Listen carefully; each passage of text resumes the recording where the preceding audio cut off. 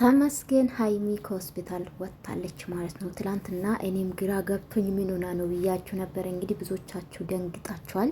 ዛሬም ያየው ነበረ ዩቱብ ላይ እውነት ለመናገር በምጉስ ሲጠብቅ ነበረና ሀይሚዬ እንግዲህ ምንም አትልም፣ ደህና ናት። ከሆስፒታል ወጥታለች ማለት ነው። እግዚአብሔር ይመስገን። እውነት ለመናገር ኢማም ከባድ ነው። የኢማምን ጉዳት የታመመ ሰው ብቻ ነው ሰው የሚረዳ፣ ያመመ ሰው ብቻ ነው ሰው የታመመ ሰው መረዳት የሚችለው። እና እንኳን ደስ አላችሁ የጨረቃ ፋሚሊዎች። ትላንትናም ስታለቅሱ ነበር በኮሜንት እግዚአብሔር ይመስገን። ጸሎትም ስታረጉ ነበር፣ እግዚአብሔር ይማራ ስትሉ ነበረና የእናንተም ጸሎት እንግዲህ ይኸው ከሆስፒታል ወጥታለች። በጣም ደስ ይላል።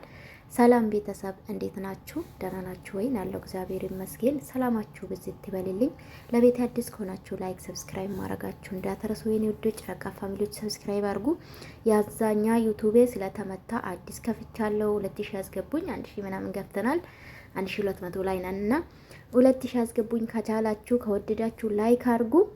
ለማንኛውም እንግዲህ ሀይሚዬ ዛሬ እንግዲህ ብሩኬ መጥቷል ማለት ነው። እኔ በጣም ነው ማለት እንደ ብሩኬ አይነት ወንድ እግዚአብሔር እንዶ ይስጠንም ይስጣችሁ። የእውነት እኔ ምን ልበላችሁ፣ ለሴት ልጅ ያለው ክብር በቃ ሁሉም ነገር ይችልበታል። እና ምን ልበላችሁ፣ ከዚህ በፊትም በዚህ ዙሪያ በነገራችን ላይ ሰርቻለሁ በዛኛ ዩቱብ ማለት ነው። እንግዲህ ሲያንከባክባት ነበረ ብቻውና ታውቃላችሁ። በዚህ ሰዓት ያው ከብሩኬ ጋር ናት። ከብሩኬ ውጪ ከማንም ጋር አይደለችም ሀይሚ። እና ምን ልበላችሁ በቃ ትለያለ ቡራዬ። እንደው እግዚአብሔር መጨረሻችሁን ያሳምርላችሁ። እንደኔ ናት በነገራችን ላይ ሀይሚ። በጣም ነው የገረመኝ እግዚአብሔር። እኔም መድኃኒት አልወድም፣ እንኳን መድኃኒት አይደለም መርፌም አልወድም። እኔ መርፌ እፈራለሁኝ። መድኃኒት ግን ሲጨንቅ ስትውጡ በጣም ነው የሚጨንቀውና በጣም ከባድ ነው። እና ሀይሚ እንግዲህ የታመመችው ጮጋራ ነው። ጮጋራ ህመም ደግሞ እግዚአብሔር አምጣን ነው። ለማንኛውም እግዚአብሔር ጨርሶ ይማርሽ ሀይሚዬ የኔ ቆንጆ። ታመሜ ሁሉ ለበጎ ነው፣ ምንም አይንም።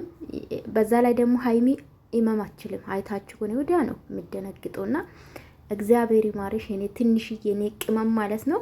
ምረቱን ይላክልሽ። አሁንም ጨርሶ ይማርሽ የኔ ቆንጆ። በዚህ እድሜ ጮጋራ መታመም ቀልድ አይደለም በነገራችን ላይ በጣም ከባድ ነውና እግዚአብሔር ይማርሽ። ብዙዎቻችሁ እንግዲህ በአብርሽ ምክንያት ታመመች ትላላችሁ፣ አንዴ ያረገሰች ሀይሚ ትላላችሁ። እንደው ፈጣሪ ማትፈሩ ወይኔ ወይኔ።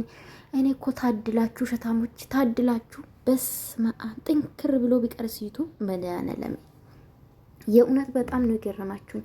እቺ ልጅ ስንት በፕራንክ አሳይታለች እኮ ከ5 በላይ አልሰራችም በዚህ ዙራ አንድ ላይ እንደማድሩ ብዙ ካሜራ ደብቃ ስንቴ ነው ብሩኬ የፈተነችው። ልጅቷ እንደዚህ አይነት ባህሪ የላትም። ምሳም በስር ስርዓት ሽማግሌ ታሊኮ ቤቷ የአባታ ቤት ሽማግሌ ታሊኮ በስር ስርዓት ነው መግባት ምንድን ነው መጋባት የሚፈልጉ። ብሩኬም እንደዛ በጣም ጨዋ ልጅ ነው በነገራችን ላይ። የእውነት እንደዚህ አይነት ወንድ ሲጀምር በዚህ ሰዓት የለም። ተጠቅሞብሽ የፈለገን አግኝቶ የሚጥልሽ ወንድ ነው። ገባችሁ? ብሩኬ ታዋቂ ነው፣ እሷም ታዋቂ ናት። ግን እንደዚህ አይነት ብልግና ውስጥ አይገኙም። እና አንዳንዴ ያላየኑ ነገር ባናወራ አሪፍ ነው። ያረገዘ ሰው ብቻ ነው እንደምታመመው። በጣም ነው የሚገርም። ይሄ ያረገዘ ሰው እኮ ልታመም የሚችለው ሆስፒታል የሚያስገባ አይደለም። ሊያስመልስ ይችላል፣ ምግብ ላይ ስማማ ይችላል። ከዛ ውጪ ግን ሆስፒታል የሚያስገባ እርግዝና ሰምቼ አላውቅም። ስትወልድ ብቻ ነው አንድ ሴት ልጅ የምትገባው። ከዛ ውጪ ግን ብታረግስ ለመጀመሪያ ስትሆን ኦኬ 3 ወር እስከሚሞላ ምናምን ሊያስመልሳት ይችላል። ለዛ ብላ ደግሞ ሆስፒታል አትገባም። ለምን? የራሱ ሲስተሙ ስለሆነ ማለት ነውና አንዳንዴ እውነት ሰው ላይ ዝም ብላችሁ ባጥለጥፉ አሪፍ ነው ብዬ ነው የማስበው። ዩቲዩብን ቢሰሩ በውሸት ባሰሩ ይመረጣል። የእውነት ለመናገር ጨረቃ ፋሚሊ አብዛኛ ሰውን ያበረታታሉ። ከዛ ውጪ ግን ብትቆጥቡ አሪፍ ነው ለማለት ፈልጋለሁ። እንግዲህ እግዚአብሔር አንዳንዴ ሲወዳችሁ ሰው ያዘጋጃላችኋል። የእውነት ብቻችሁን ብትሆኑ ጓደኛ ሴት ጓደኛ ባይኖራችሁ አጠገብ ማንም ባይኖራችሁ አንድ ሰው ደግሞ ፈጣሪ ያዘጋጅላችኋል። እኔ ከሀይሚ ይሄ ነው ተረዳሁት። ሀይሚ በዚህ ሰዓት ታውቃላችሁ ከብሩኬና ከብሩኬ ካና አለችው። ገባችሁ? ከወንድሞቿ እንኳን ይሄን አለ አይገናኙም። ታውቃላችሁ ሲወጡም ሲገቡም ከብሩኬ ጋር ነው አንድ ላይ ስለሚኖሩ ማለት ነው። ያው በዚህ ሰዓት ሰው አያስፈልግም ሲጀመር።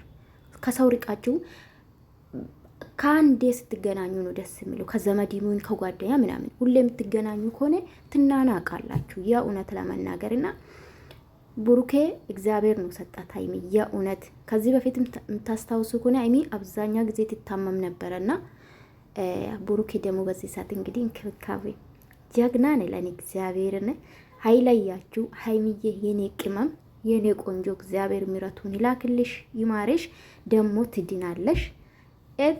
በቃ ምን ልበላችሁ፣ በስነ ስርዓት ዶክተሩ ያላት ካደረገች ትድናለች። እግዚአብሔር ደግሞ ጨርሶ ይማራት። ሁላችሁም የኔ ውዶች እንኳን ደስ አላችሁ ለማለት ፈልጋለሁ። ጨረቃ ፋሚሊ በጣም ስትጨነቁ ነበረ፣ እውነት ለመናገር በየኮመንቱ ስሩ ስታለቅሱ ነበረና የሰው ፍቅር ይስጣችሁ መድኃኒዓለም። እውነት የሰው ፍቅር ቀላል አይደለም። የእውነት በቀልድ የሚመጣ ነገር አይደለም። ኦዲየንስ ልብ ውስጥ ነው የገባችሁና በዚህ ሰዓት እንደምትረጋጉ ተስፋ አደርጋለሁኝ። ሁላችሁም ላይክ፣ ሰብስክራይብ የምታደርጉኝ ከልብ አመሰግናለሁ። ወዳችኋለሁኝ። ክበሩልኝ። እግዚአብሔር ጨርሶ ይማርሽ ቅመሜ። ብሩክ አንተም ትለያለህ።